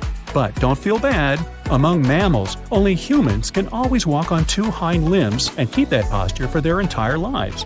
You might object that kangaroos or gorillas move in the same way, but the roos use their tail as a third leg, and gorillas use the help of their long arms to keep balance. The stomach is the most important defender of the immune system. Hydrochloric acid in our stomach kills dangerous food toxins, viruses, and bacteria that get in there with the food you eat. This acid can digest even the stomach itself, but the mucous membrane protects it. Body fat isn't just a nuisance. It acts as insulation material, energy reserve, and shock absorber. Your body sends the most fat into your waist region because that's where your internal organs are. If something happens to you, this layer of fat might as well protect your vitals from irreparable damage. We've got two really fast muscles. They control the eyelid closing. These are the fastest muscles in our body. Eyes are fragile and need protection. That's why, when the reflex is triggered, these muscles shut the eyes within about 100 milliseconds. That's not more than 0.1 second. We recognize only purple-blue, green-yellow, and yellow-red colors. Everything else is a combination of these three. It's impossible to calculate how many of these combinations the human eye sees because every person has slight visual differences, but it's about 1 million combinations on average. Now, even if you brush your teeth twice a day and never forget about mouthwash, your mouth still stays one of the dirtiest parts of the human body. Ew. Millions of bacteria live inside it. The good news is that most of these bacteria are good for the body and protect it from bad bacteria and viruses. The second dirtiest place is the belly button, and it's probably because it's the first ignored place.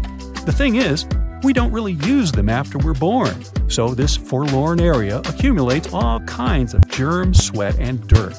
The belly button has over 2,300 bacterial species, and it does need extra attention. Your dog doesn't actually have a stronger sense of smell than you do. People often talk about how dogs have a superior sense of smell, and this probably started when a researcher from the 19th century, Paul Broca, marked humans as non-smellers. No one ever provided sensory testing to support this theory, but people still believed in it for a long time. The truth is, different types of animals can identify different kinds of scents. There was an experiment done where human volunteers needed to track a scent. Researchers dipped twine in chocolate essence and then zigzagged it all across a grassy field. Volunteers weren't allowed to use other senses. For example, they were ear-muffed and blindfolded. They even wore thick gloves and knee pads. The conclusion they came to is that while we are not as effective as dogs, we can follow a scent trail and become way better if we practice. Interestingly, humans are more sensitive to certain smells compared to dogs, like fruit or flowers. This is because the evolution of dogs didn't require them to sharpen their sense of smell for these types of odors. A TV screen won't ruin your eyesight. At least, there's no evidence that looking at a TV screen can really hurt your eyes. It's the same for phone or computer screens. Looking at them may lead to eye strain or fatigue, but in most cases, it's nothing you can't ease with proper rest. That doesn't mean watching TV or staring at your phone for too long doesn't have negative consequences in other parts of your life, like reduced concentration and lack of socialization, among many other things. Being able to roll your tongue is not really a genetic trait, even though biology teachers often say this gift is based on a dominant gene. There was a study that showed 7 out of 33 twins who didn't actually share this feature. Identical twins share the same genes, which implies that they should share this trait too. But they don't, which means genes are most likely not the factor that decides if you'll be able to roll your tongue. And this myth still exists, even though it was debunked over 6 decades ago. You're going to catch a cold if you go outside with wet hair is yet another myth. To actually catch a cold, we need to have a virus inside of our body. Also, wet hair is not something that makes you more attractive to the various germs lurking around you. People mostly believe this is true because they A. heard it from their parents, and B. associate going outside with your hair being wet with getting sick because you're generally more exposed to germs when you're outside. There are no truly double-jointed people. Some individuals have certain parts of their bodies that are very flexible, so they can, for example, touch their chin with their elbow or bend their fingers backward. We often call these people double-jointed, like the secret is in them having an extra hinge somewhere. Well, it's not true. They have single joints, but they may have bones with oddly shaped ends, or their connective tissue may be very pliable. It seems the appendix, as in the organ, is useful after all, despite its poor reputation as a useless intestinal tube that pretty much goes nowhere. It seems the appendix is actually a reservoir for bacteria, but a good and helpful one. It stores microbes that assist our body when it's fighting certain problems and illnesses. In the early stage of our life, the appendix also helped us with the process of forming white blood cells, together with certain types of antibodies. Hey, do you know where the stomach is? Sounds easy, right? But it's probably not where you think. Most people believe it lurks somewhere in the area behind the belly button. In reality, it's a bit higher in the abdomen, sitting on top of the rest of the gut. Here's how you can find it. Look for the point where your lower ribs meet in the middle.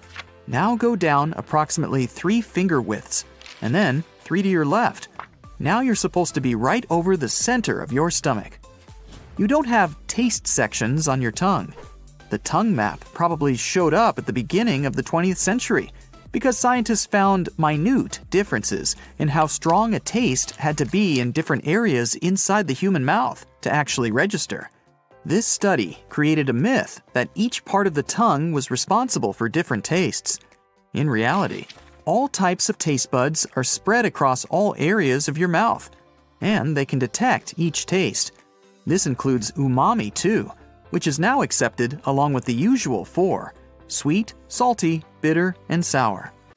The king cobra, black widow, giant hornet, scorpion, and the horsefly. They can all bite, sting, and inject venom into your body. It usually hurts. You experience burning sensations. Your body might react unpredictably. But if you hurry, doctors will help you. The bite site will hurt for a few days, but then you'll forget about it. But what if you get a sting that you can never forget, caused by a plant that looks absolutely unremarkable?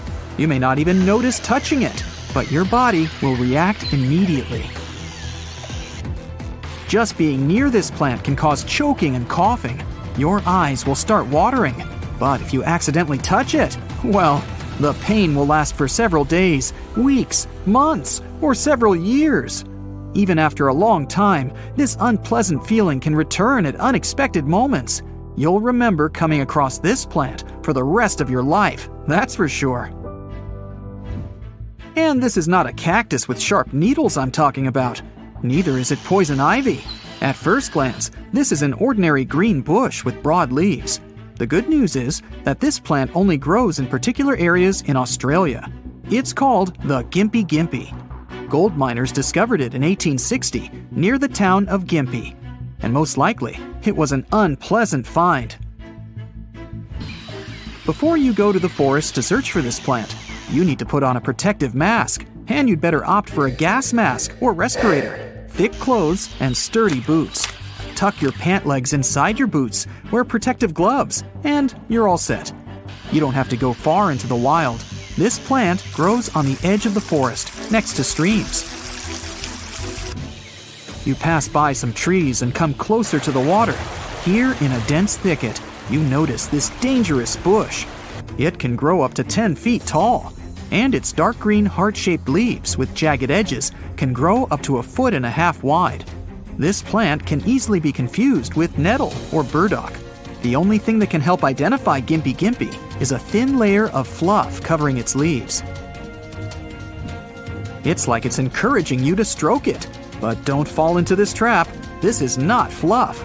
It's tiny toxic hairs. They're not only on the leaves, but also fly around the plant.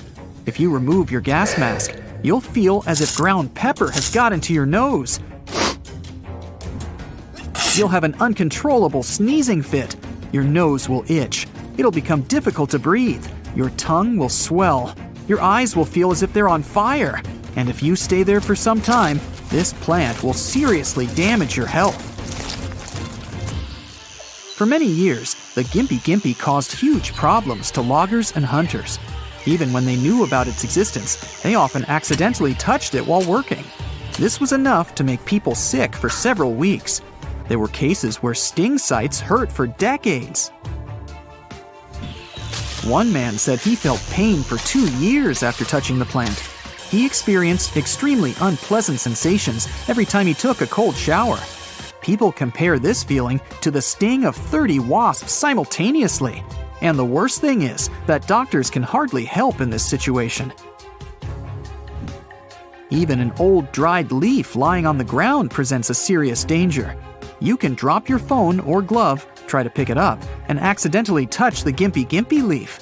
To study it, you need to use a pair of tweezers to take a leaf and put it in a vacuum-sealed container. Done!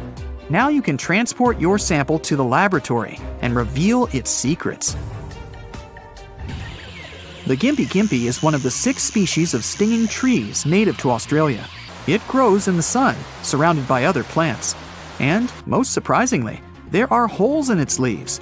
But before we find out what creatures feed on one of the most dangerous plants in the world, let's study its poison. The bush is covered with tiny hairs, and even one of these hairs can cause big problems. It's so thin and small that it can penetrate your skin and stay there for several months or even years. Water doesn't wash it out. It only enhances the effect of the poison.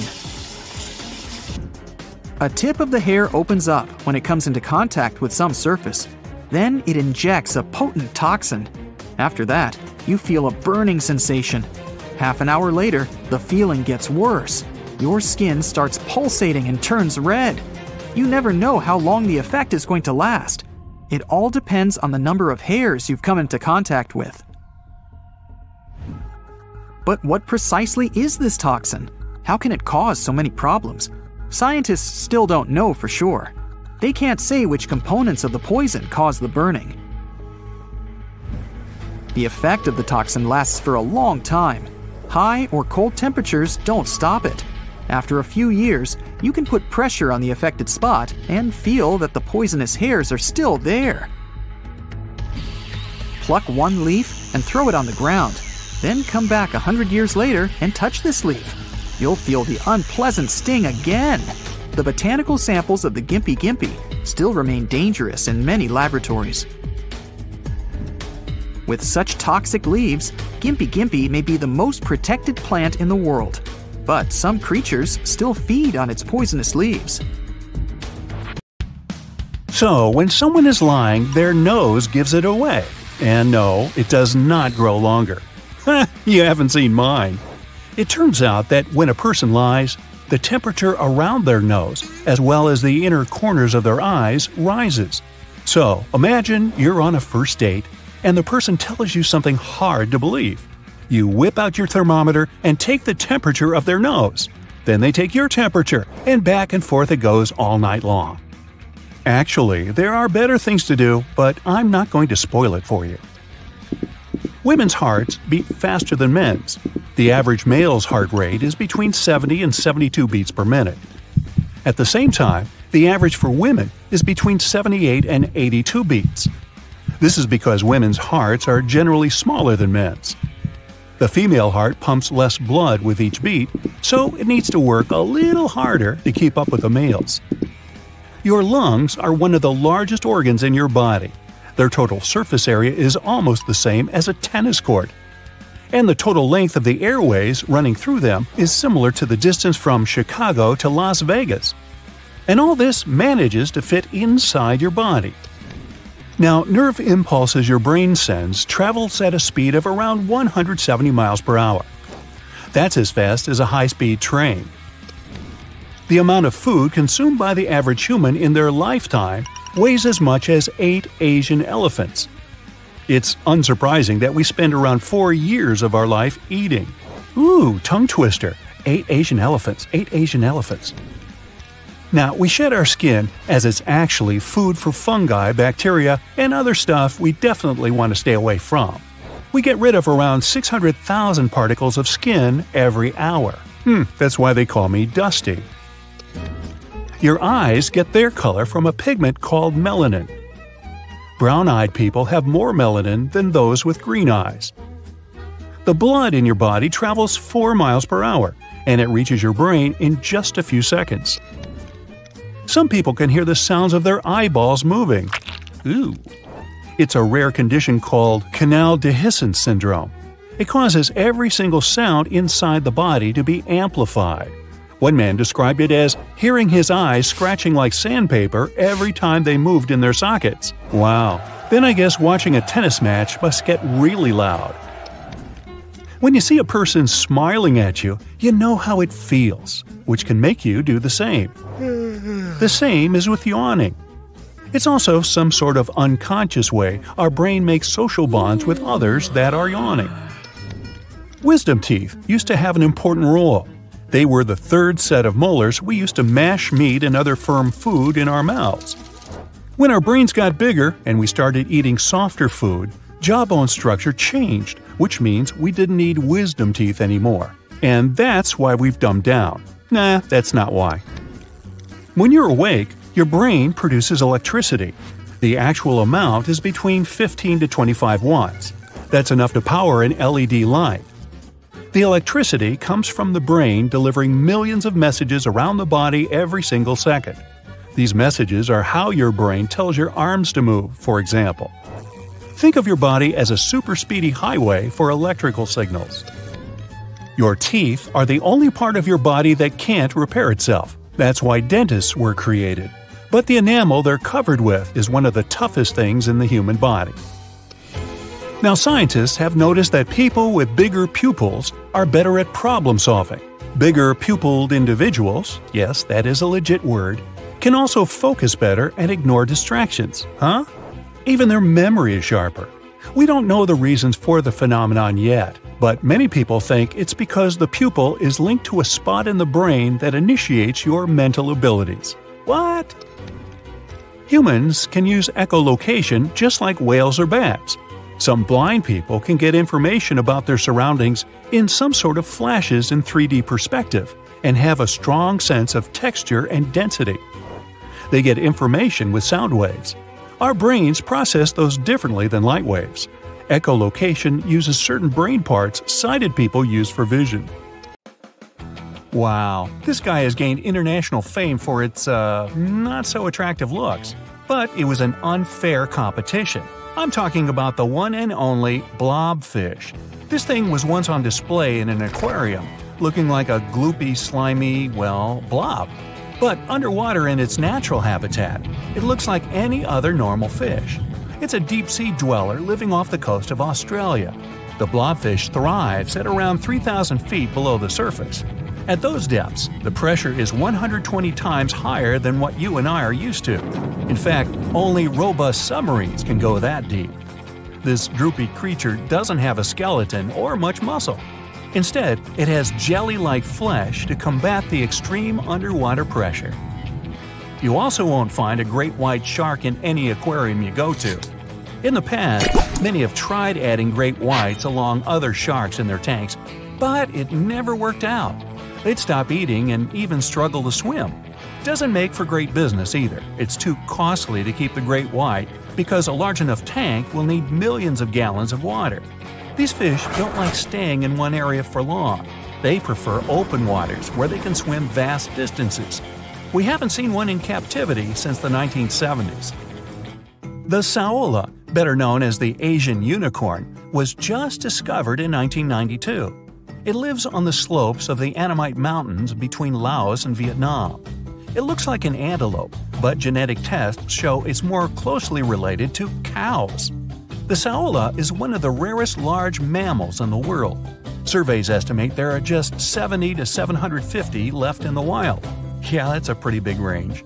Experts can't get a more specific number because they're impossible to spot. Only 2 have been caught and studied.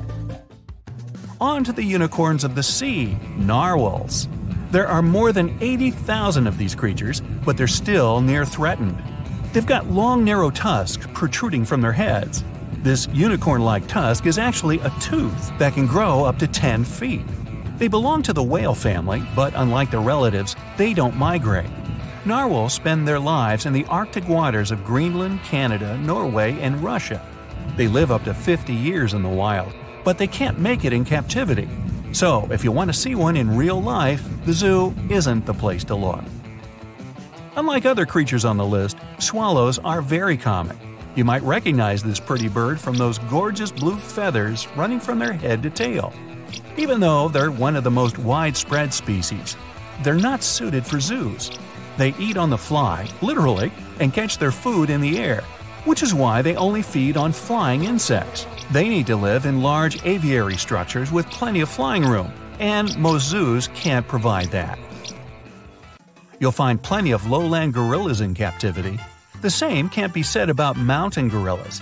These apes have longer hair, and they're more grayish than brown. There are only about 1,000 of them in the wild, making them an endangered species. Mountain gorillas usually spend a quarter of their day eating. Back in the 60s and 70s, there were many attempts to catch them and start a captive population, but it was impossible. They might not do well in enclosed environments because of their particular dietary needs. Without those, the gorilla's health declined noticeably. Another issue could have been stress. Now, there aren't any mountain gorillas in any facility. Diving back into the water, we have the giant squid, a behemoth that inspired lore of the kraken. This creature remains a mystery to scientists. Their inhospitable deep-sea environment has made them hard to study. The only research scientists could do was from rare specimens that washed up on the shore. In 2004, researchers in Japan snapped the first pic of a live giant squid. 2 years later, they managed to bring one up to the surface. Because they live so deep in the sea, their eyes are the size of a beach ball. They can see things in the darkest places of the ocean where other creatures would struggle to see anything at all. To this day, the giant squid has never been caught or kept in captivity to be studied in full. Next, we've got the rarest large mammal on the planet, the Javan rhino. Less than 70 are left, and they all live in a national park on the island of Java, Indonesia. Of the 5 total rhino species, they're the most endangered one. Scientists aren't sure how long they live, but guess somewhere between 30 to 40 years. The area where they live is vulnerable to tsunamis, and they're also close to many active volcanoes. If any of them erupts, the Javan rhino could go extinct. Now, a creature you've probably never heard of is the Indri. The Madagascar native is a unique primate that relies on trees to move around and feed. They live 15 to 18 years in the wild, but in captivity, some barely made it 1 year, probably because they don't do so well with stress and disturbance. Experts believe their diet is so specific that it can't be replicated in captivity. They also notice the animals don't reproduce when they're taken out of the wild. The pink fairy armadillo doesn't have wings or do magic, but it's still an adorable little animal with a pinkish shell that acts like a living radiator. It's the smallest of all armadillos, and it spends its entire life using its bulky front claws to burrow through the earth, mostly at night. It can hardly be spotted, let alone caught, and that's why scientists haven't been able to study this fella very much. And you'll only find it in central Argentina. Even though rare bugs are popular in zoos, one you'll never see is the giraffe weevil. Why the name? It has an extraordinarily long neck that helps the bug build its nest. No ladder needed. They spend most of their time feeding on the leaves of a single tree species dubbed in their honor, the giraffe beetle tree. There's another insect species called the giraffe weevil in New Zealand, but funny enough, it's an entirely different species.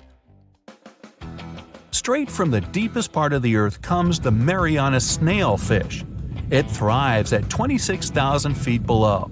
It's almost as high as planes fly, only the opposite direction, of course. The pressure at such depths is so intense, it feels like an elephant is standing on your toe. Ow! Thus, it just couldn't make it in the shallower waters of an aquarium. Another deep-sea lover is the Dumbo octopus. It lives 13,000 feet below the surface. At those depths, it rarely feels threatened. So, this little cutie doesn't have an ink sac like other octopuses, which use theirs for protection to get away from enemies. It belongs to the family of umbrella octopuses. You can see its arms are connected by a web of skin, giving it an umbrella-like appearance when swimming around. Not many people have seen a Dumbo octopus, but it isn't an endangered species. Nobody can go that deep to mess with this guy. Lastly, one of the most critical factors for deciding if an animal can survive in an aquarium is their size. When it comes to blue whales, unless an aquarium is the size of the ocean, that's a no-go. And an animal that big needs tons of food. No aquarium could ever afford it. It's an endangered species with less than 25,000 left. These marine mammals migrate over thousands of miles. To cover such vast distances, a blue whale can actually sleep while it's swimming. But it's never entirely unconscious. It lightly naps while cruising through the water. That's a big boy.